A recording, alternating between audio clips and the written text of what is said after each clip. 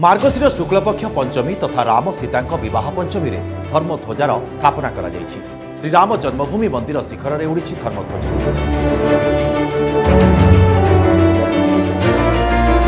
मंगलवार सकाळ 11:58 रु मध्याह्न 12:30 पर्यंत जो 25 मिनिट्र शुभ समय रही प्रभु श्रीराम जन्म नक्षत्र अभिजित मुहूर्त सहित मेल खाउथिबारु एही मुहूर्त ही ध्वजा स्थापन करा जायछि।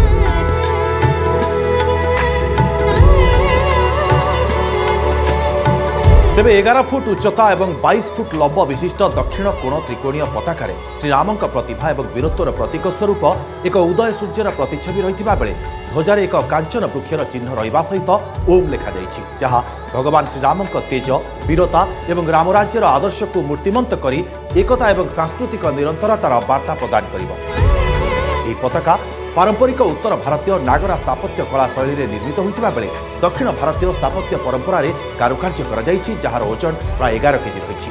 3टी लेयर फैब्रिक्स यह ध्वजा तैयारी होइछि एवं याकु निर्माण लगी 25 दिन समय लागिथिला। यह ध्वजा जो स्थापना करा जायछि सेथिरे 21 केजी सुना लगी।